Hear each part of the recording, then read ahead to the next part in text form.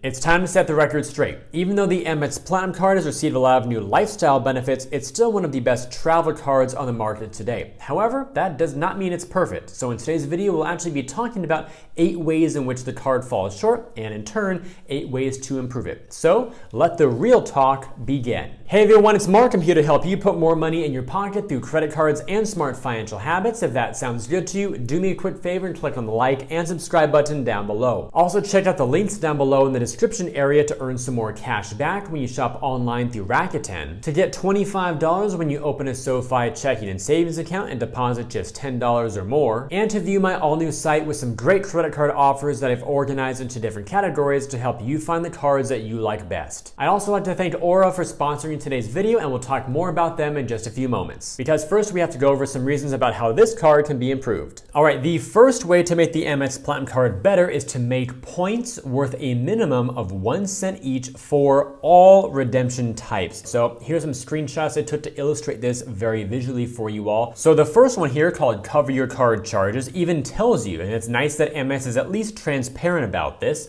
that 10,000 points equals $60. And the math to figure out how much your points are worth will be the dollar value divided by the number of points, and take that result, multiply it by 100, and then you have cents per point. So in this case, 60 divided by 10,000, multiply that result by 100, it's 0.6 cents per point. Next, over to pay with points at checkout. Basically, you're paying with PayPal either at a terminal, in the store, online, whatever. PayPal and Amex have an integration together. So if you redeem your points with PayPal being your payment method, you can get 10,000 points equals $70, so 0.7 cents per point. Next up, we have redeem for gift cards. This says 10,000 points equals $100. That would be the fair 1 cent per point value. However, that's not true of all gift cards, just a select few. So let me make myself a little bit smaller here and get out of the way. So first, an example of a true 1 cent per point redemption. This is the Home Depot gift card. You can see here with the different values, $25 for 2,500 points.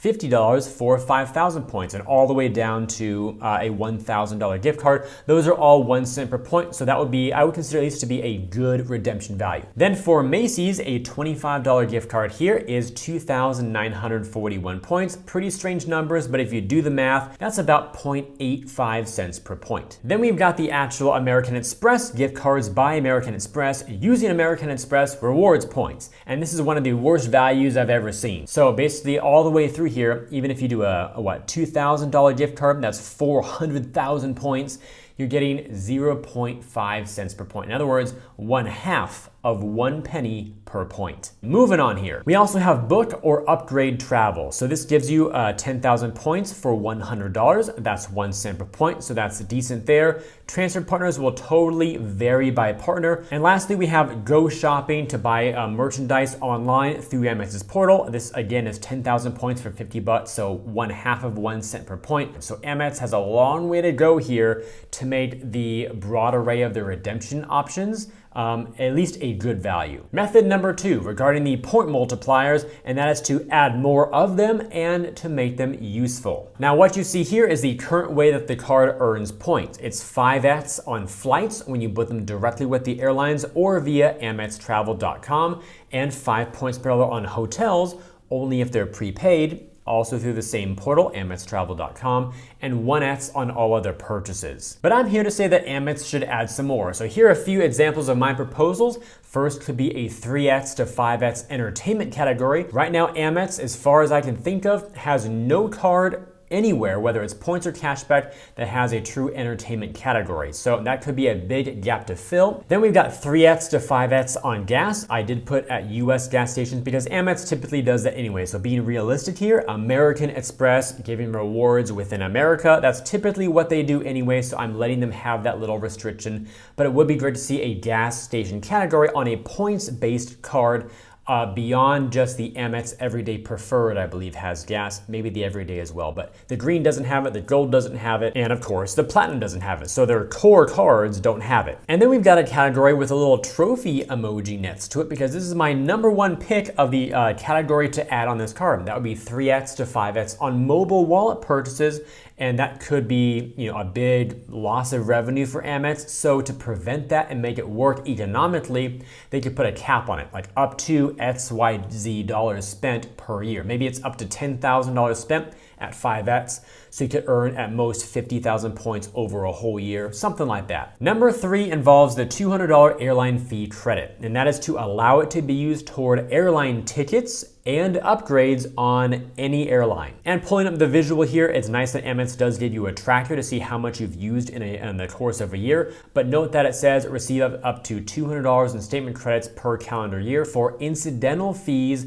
charged by your selected airline. In fact, here's a screenshot of the actual terms itself. It does mention that it's only for incidentals and that a whole bunch of things do not qualify. Now, since we're talking about credit card rewards and benefits, there's a really good chance you and I have something in common. We want to get the greatest value from our cards as possible, and to do that, we're constantly using our cards at a bunch of different merchants. Unfortunately, the more often we use them, the greater the risk is of our personal information getting stolen, including our account number and even our personal identity. That's why I'm excited to partner with today's sponsor, Aura. Aura is identity theft, fraud monitoring, a VPN, password management, and antivirus software all in one easy-to-use app. You might have one of these services already, but if you don't have all the tools, it's like locking the front door but leaving the back door wide open. Imagine getting notifications from your bank that your login credentials were stolen, and then you log in yourself to see that your account balances have been drained. It's scary, and it's a reality for too many people. Thankfully, Aura monitors the dark web for your emails, passwords, and social security numbers, and sends alerts right to your phone and email if any of them get compromised. I've been using Aura for a couple months now, and I've already been notified about changes to my Discover account, a new inquiry on my credit report, and both my email addresses and password being found on the dark web. The inquiry notifications were super helpful because they prompted me to make sure they were not from someone else trying to open an account in my name. Additionally, Aura's VPN allows you to stay anonymous online by keeping your browsing history and personal information safe and encrypted. So if you'd like to protect yourself from identity theft, sign up for Aura today at aura.com/markreese to start your 2-week free trial. And once you do, comment down below how many times Aura found your personal information on the dark web. And now back to making this card better. The fourth way to improve this card would be regarding the $240 digital entertainment credit, and that's simply to expand it to include more options again, because Amex, as of the making of this video, did expand it pretty recently here with 3 more options or so, but there's still a lot lacking. So here's a visual of what currently works: Audible, Disney Plus, the Disney Bundle, ESPN Plus, Hulu, Peacock, Sirius XM, and the New York Times. So kinda good. There are some useful ones here, but far from great because it's missing so many. Number 5 is all about the $200 hotel credit. I'd love to see this expanded to include purchases at Marriott and Hilton, and here's why. Over on the left-hand side, you see what it currently reimburses you for. It's a $200 statement credit, valid on prepaid bookings. For some reason, Amex loves that. With only the Fine Hotels and Resorts program. That one requires a 1-night minimum, and then also for the hotel collection, which is a 2-night minimum. But look at the screenshot kind of behind me actually on the screen here. The Platinum card also gives you Marriott Bonvoy Gold Elite status and Hilton Honors Gold Elite status. But at least for me, that's where the story ends with the Platinum card in terms of hotels at least, because when I book my hotels, I usually charge to a totally different card that gives me a better rewards rate, because the Platinum card normally earns 1 point per dollar if I book directly or if I do a non-prepaid rate, which I typically do, etc. So it would be cool to at least drive some volume through the Platinum card. I wouldn't mind doing that if I could use the credit at a couple of their partner programs. Now we've got everybody's favorite benefit of the Platinum card, which is the partnership with Equinox for that $300 credit. Of course, I'm just kidding here. It's very useless for most people. And the way to make this better is, at least first of all, to expand it to cover all Equinox purchases. Currently, it only works for eligible Equinox memberships, which also include access to the Equinox Plus app. Or if you don't have a membership to an actual physical gym chain, then the standalone membership to the Equinox app, so the digital membership. Either of those two are the only ones that will work. Again, emphasis on the word eligible, because if we scroll down further, we see this. Eligible Equinox membership types include All Access, Destination Access, and by Equinox Access. And get this, I'm currently an Equinox member and I can't use the Equinox credit.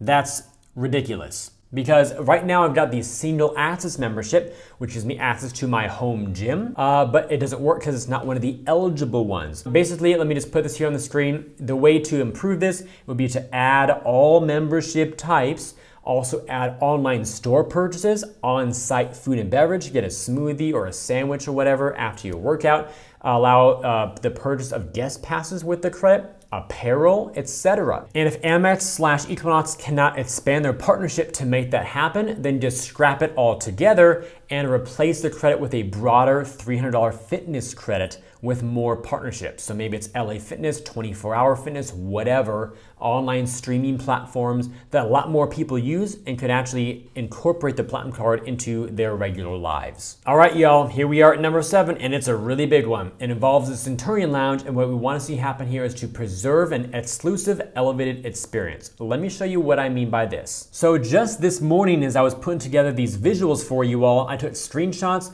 of the occupancy status for the Centurion Lounge at 6 different airports. So the first one here is the Centurion Lounge at SFO, San Francisco.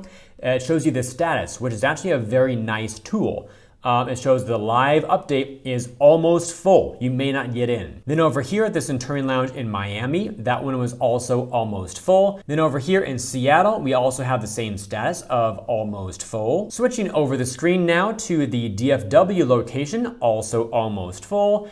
Then we have the one at Houston, George Bush Intercontinental. That one is just very busy. And lastly, we have the LaGuardia Airport over in New York. That one was also almost full. In fact, the Points Guy also had a recent article about this called Waitlists and Limited Hours. It's getting harder to enjoy an Amex airport lounge. And there's a picture here taken by Clint Henderson of TPG. And this is a pretty typical experience if you go during the more high volume hours for travel. It's just wall-to-wall people, all the tables filled up, people waiting for the buffets, and then oftentimes long lines outside to even get in. Now, is it like this 100% of the time? No, of course not, and I'll be fair about that. However, in my most recent experience, not even one full month ago, back in June 2022, it was so packed at the Miami location that there were people taking their food from the buffet and going over to the workstation areas where they have computers and the keyboards, the printers, and eating their food all over the computers. So if you want to be there for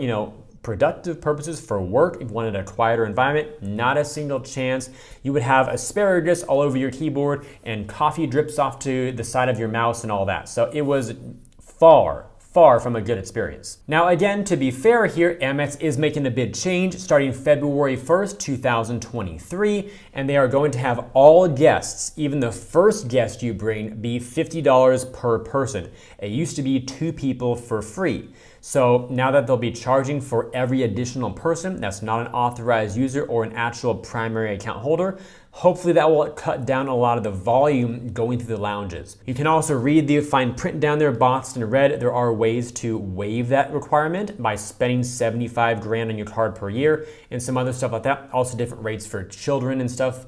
So of course read that, but overall Amex is doing the next step. And for those of you who are curious, they used to sell day passes to the Centurion Lounge. They stopped doing that a number of years ago. It also used to be where you could access the lounge before and after your flight twice. So now it's only a departure lounge, which means you can go to the Centurion Lounge only when you have a departing flight. So Amex has indeed been working on cutting down volume. It's just nowhere near where it needs to be. So perhaps this next wave of charging for guests will be a big help. And my 8th way to improve the Amex Platinum Card has a focus on rental car insurance, specifically to include complimentary primary coverage. Right now, if you dig through the fine print in terms of it all, it is going to be secondary coverage. So if something happens to the car that is a covered event, you still have to use your actual insurance policy that you currently have, submit that paperwork first, and anything not covered by your normal auto insurance policy could then be picked up secondarily